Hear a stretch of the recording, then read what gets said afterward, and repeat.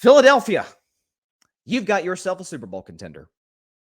That's right, I said it. So, before the season, I predicted the Dallas Cowboys to win the NFC East. Not because they had a better roster than Philly, because they don't. Not because they have a better coach than Philly, because they don't. Not because they have a better front office than Philly, because they definitely don't. But because I trusted Dak Prescott more than Jalen Hurts. Now, while that has not changed, this Philadelphia team is even better than I thought it would be.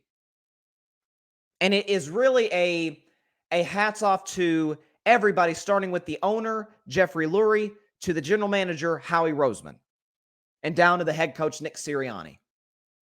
Because everybody played into their strengths, didn't get big egos, and understood, here's how we can put ourselves in the best position to win.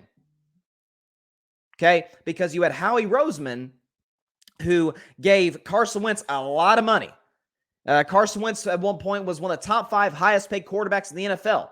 2019, he led the Eagles to the playoffs, led them to the NFC East division title. But Howie Roseman saw what I think I saw, and I think, if we're being honest, what a lot of people out there saw.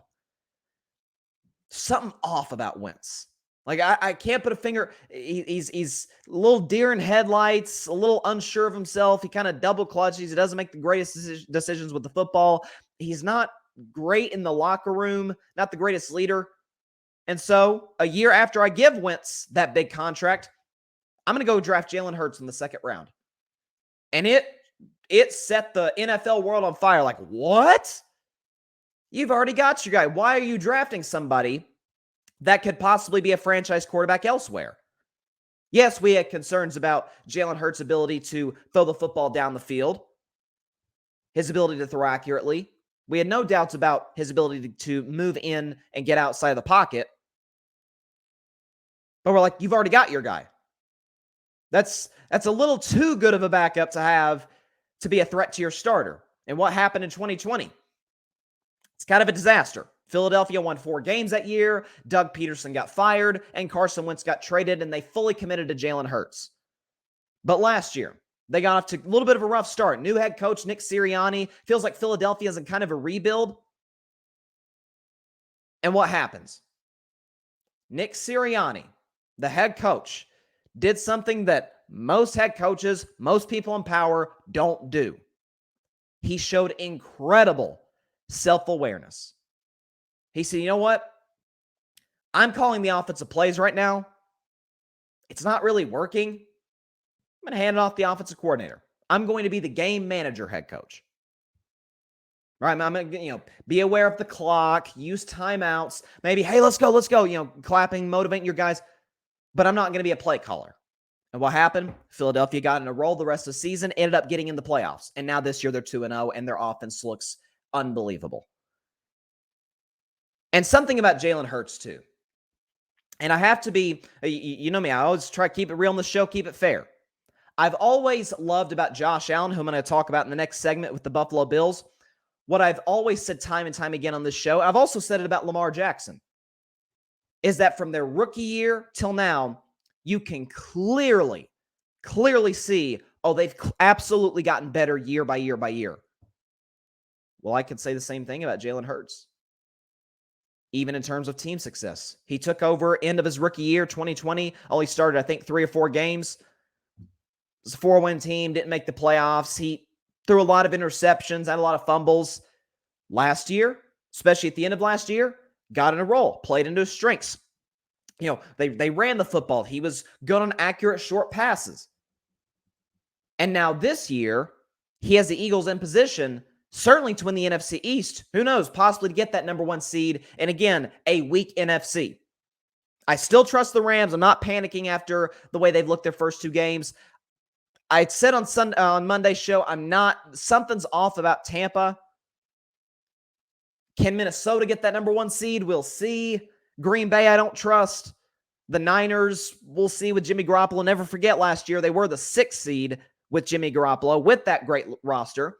So Philadelphia in that division has an opportunity to go get the number 1 seed. Especially, I think Philly has they have the easiest schedule in the NFL.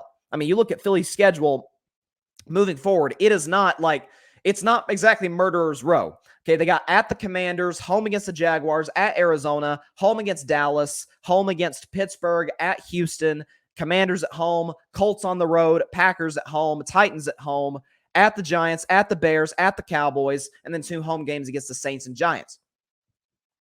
Not exactly intimidating. Okay, there's certainly some losable games in there. I mean, Philly's not going 17-0, obviously.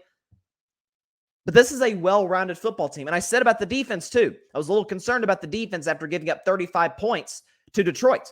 Well, part of that looks like now is that Detroit has a very good offense. Okay, Detroit's put up 35-plus the first 2 games of the season. Detroit looks pretty good. Philadelphia, though, on the other hand, they face an equally explosive offense, the Minnesota Vikings, with Kirk Cousins and Justin Jefferson, Adam Thielen, and Dalvin Cook, and Madison, and Irv Smith, and all those guys. And they completely shut them down. Some of that might very well maybe the Monday Night Football curse with Kirk Cousins. I don't know what it is with this man, but he looks like a backup quarterback every time he plays Monday Night Football. I don't know what it is. I don't know if it's the bright lights.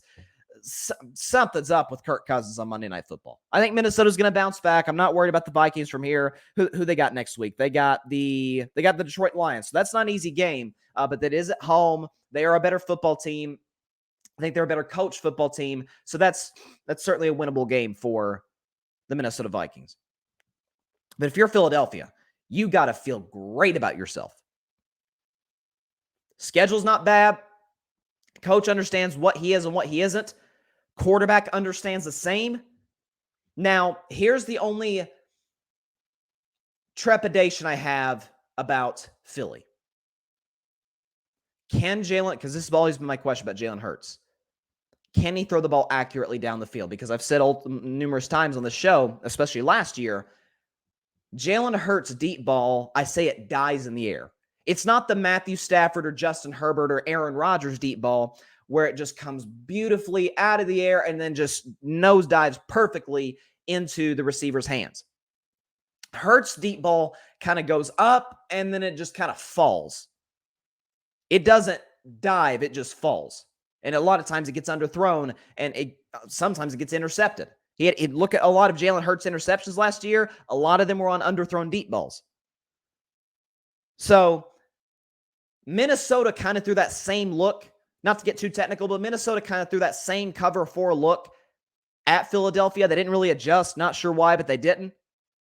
When they move forward, when other defensive coordinators do adjust to what Philadelphia does offensively, can Jalen Hurts still make those throws? I don't doubt that he can. But this is going to be something to keep your eye on moving forward. But today, in that conference, Philadelphia is a Super Bowl contender. They are. The playmakers they have on defense, the guys they got offensively. Let's not forget Miles Sanders, excellent in the running game behind maybe the best offensive line in football. So they can control the clock, and they have playmakers to the outside. A.J. Brown, Devontae Smith.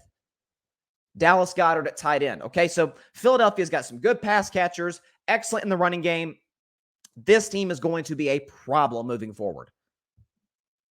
At this point, I think they're going to win the NFC East. And at that point, the question is going to be, can they get that number 1 overall seed and get that first round bye to the divisional round of the playoffs? We'll see. But Philadelphia, that was a statement. That was a statement by a team that a lot of people have kind of been on the fence on. Some people have gone all in, say, oh, they could go to the Super Bowl. Some, like myself, are like, they kind of just feel like a playoff team that goes one and done again. This team looks legit. So we'll see when defensive coordinators adjust, if Philadelphia does as well.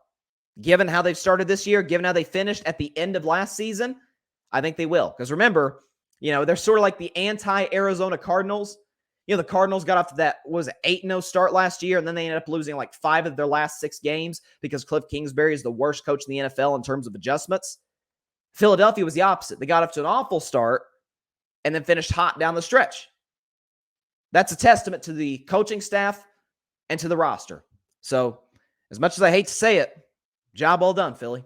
Job well done. Thanks so much for watching the show on YouTube. Be sure to click that big red subscribe button and go check out the other clips and full shows of Carving It Up Live. Have a blessed day.